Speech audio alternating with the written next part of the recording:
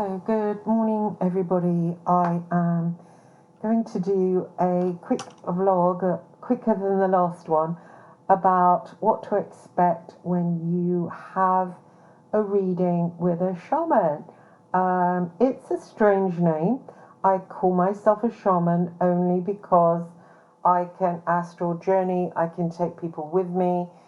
This is called shamanic practice. So what do you do to shamanic journey? Now, I took years and years to get on board with the shamanic journey. I've been a psychic medium since I was a child, but I used to find myself on the astral and walking around the astral, or suddenly I would realize that I wasn't in a dream, I was awake. When I found the truth community, truth community, I found other people who were astrally journeying. We used to journey together, and it was around that time when I started to have experiences where I would find myself on the back of an animal in the astral, and becoming more and more astrally aware, like finding a way to be able to astrally journey when you're not when your physical body isn't asleep. And I began to study shamanism, which is the skill of doing this. And it was quite interesting. I started to cultivate a power animal. I started to try to journey up the tree of life with the power animal, sitting on the back of the power animal, lots of different things. And I had a huge experience one time that I spoke to Daniel Buxton at the Sacred Trust about, when I found myself up the tree and on the back of the power animal, and then I was clutched in the claws of an eagle, taken to a Native American Indian, and then I went back into the body of the power animal, and the Native American Indian who was drumming began to feed me sweetmeats and water, and I could literally taste them. So this is what is available to you when you shamanic journey. If you cannot shamanic journey, I suggest you have a session with a shaman who will teach you how to do it and kind of break down that barrier. Once you've done it once, you'll be doing it again. Now, it can be difficult to get going on it. If you want to listen to drumming, you can. I did occasionally. It didn't really enhance my journeying at all. So I don't need to play anything when I'm journeying. I will use portals. I use the portal of the tree to get up into the higher world. And I was meditating.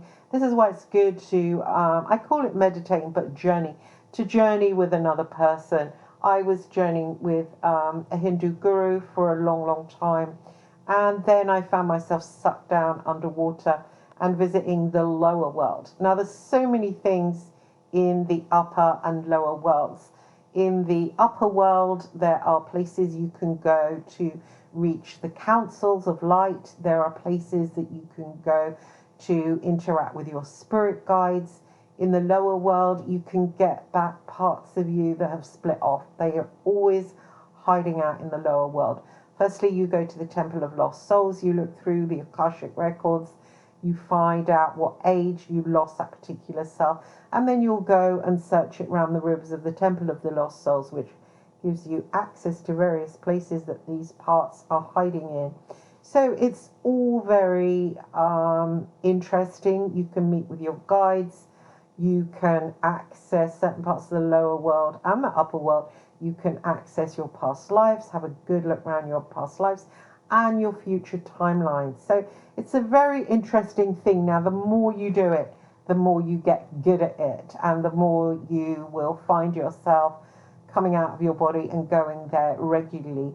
Now, it's on the tree of life, the upper and the lower world, and I suggest that people anchor themselves there, because this middle world isn't going to last much longer.